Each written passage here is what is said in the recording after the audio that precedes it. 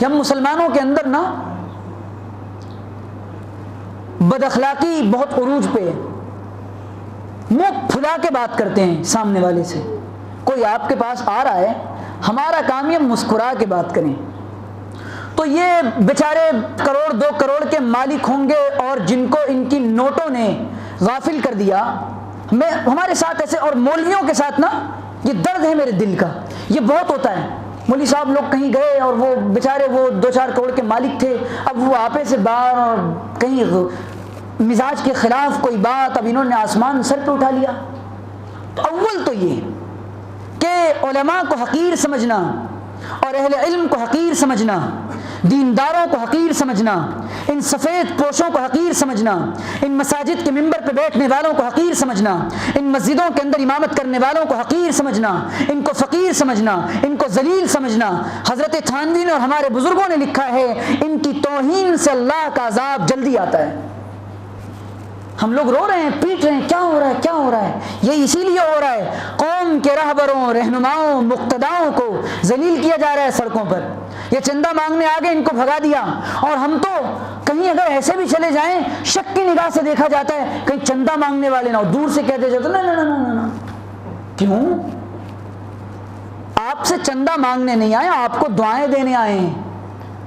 ہاں اللہ کرے علماء، میں معذرت کے ساتھ مجھے کہنے دیجئے، میری یہ بات ہزاروں تک پہنچے گی. میں کہنا چاہتا ہوں علماء کو بھی غیور ہونا چاہیے کہ وہ اگر کوئی مالدار، اگر کوئی تاجر اس طرح سے علماء کے ساتھ بیہیو کرتا ہے، برتاؤ کرتا ہے، جوتے کی نوک پر اس کو رکھے اور یاد دلا دیں اس کو احمد ابن حنبل کا زمانہ، یاد دلا دیں اس کو ہارون الرشید کا زمانہ. اور حضرت امام احمد ابن حنبل کے زمانے میں یا امام مالک کے زمانے میں ہارون الرشید نے اور اس زمانے کے خلیفہ نے کہا تھا آپ مجھ کو اور میرے بچوں کو آ کر دربار شاہی میں پڑھا دیں. انہوں نے صاف کہہ دیا نہیں، تجھ کو پڑھنا ہے تو ہمارے گھر، ہماری مسجد، ہمارے مدرسے میں آنا ہوگا اور طلبہ کے ساتھ بیٹھ کر پڑھنا ہوگا. اور بالکل علماء کی توہین کی وجہ سے امت پر حالات ہیں، یہ سمجھ لیجئے ایک بہت بڑی وجہ ہے. یہ اہل علم کی توہین، جب علم کی توہین ہوتی ہے اللہ تعالیٰ کو جلال آ جاتا ہے. آپ ہوں گے کچھ، لیکن علم کی توہین قرآن کی توہین ہے، علم کی توہین حدیث کی توہین. اپنے مسجد کے امام سے، اپنی مسجد کے خطیب سے سلام کرنے کے لیے تیار نہیں ہے. کیوں؟ کیونکہ یہ خطیب صاحب ہیں، امام صاحب ہیں، ان کی تنخواہ بہت تھوڑی ہے، معاشرے میں ان کا کیا کردار ہے؟ اور جو لوگ، ہمارے حضرت مولانا منیر احمد صاحب بڑی عجیب بات فرماتے ہیں اور ہمارے بزرگوں نے اس بات کو بہت لکھا ہے، وہ لوگ جن کے گھرانے میں اہل علم تھے، انہوں نے علم کی وجہ سے دوسرے اہل علم کی ناقدری کی، ان کے خاندانوں سے علم کا نام و نشان مٹ گیا. اور جو لوگ دیندار نہیں تھے، علم والے نہیں تھے، جب انہوں نے علم والوں کی، اہل علم کی قدر کی، اللہ تعالیٰ نے ان کے گھرانے میں بڑے بڑے علماء پیدا فرمائے ہیں. آپ اللہ کی صفت ہے علم، آپ اس کی تحقیر کریں گے، تذلیل کریں گے، آپ ذلیل ہوں گے، برباد ہوں گے، رسوا ہو جائیں گے. اور بالکل یہ مزاج چھوڑ دیجئے بد اخلاقی کا. کسی کو حقارت کی نگاہ سے، اللہ کے رسول نے فرمایا تکبر یہ ہے، گھمنڈ یہ ہے، ایٹیٹیوڈ یہ ہے کہ ایگو یہ ہے کہ انسان اپنے آپ کو اچھا سمجھے. اور دوسرے فرمایا کسی انسان کو حقیر نہ سمجھنا. کوئی انسان کسی انسان کو حقیر سمجھ رہا ہے اللہ کی نظر میں مجرم ہے.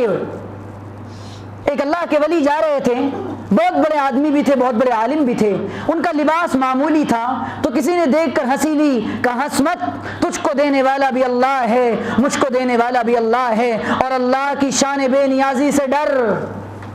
جب وہ حساب لینے پر آتا ہے آپ نے فرمایا شام کا مالدار صبح کا مالدار رات کو غریب ہو جائے گا. اور کون سا مال اور کیسا مال؟ چند روپے اور نوٹ وہ مال ہے؟ نہ، بالکل مال نہیں ہے، دھوکہ ہے، صرف دھوکہ ہے. آنکھیں بند ہو جانے کے بعد اسی مسجد کے ڈولے پر سوار ہو کر تم جاؤ گے، وہی کفن کا کپڑا جو عام انسان پہنتا ہے وہ تم پہنو گے، وہی پانی جس سے لوگ نہاتے ہیں اسی سے تم بھی نہاؤ گے. یہ حقیقت ہے تیری اور میری. چھوڑ دیں بالکل اس مزاج کو. بد اخلاقی عام ہو گئی ہے، سلام کرنے کے لیے محبت سے لوگ ایک دوسرے سے تیار نہیں ہیں. یہ لکھپتی ہے، کروڑ پتی اس سے سلام نہیں کرے گا. وہ ارب پتی ہے، ارب پتی کس سے سلام نہیں کرے گا. اس کی تمنا یہ ہے وہ میرے پاس آئے، اس کی تمنا یہ ہے وہ میرے پاس ہے. کیا نفرتوں کا مزاج بنا لیا.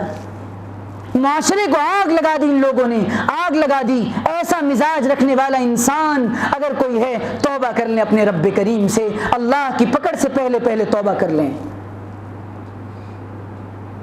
اللہ تعالیٰ سے دعا ہے، اللہ تعالیٰ غالب اس تلخ نوائی سے رکھیو معاف، غالب اس تلخ نوائی سے رکھیو معاف، آج کچھ درد میرے دل میں سوا ہوتا ہے۔ وآخر دعوانا ان الحمد للہ رب العالمین۔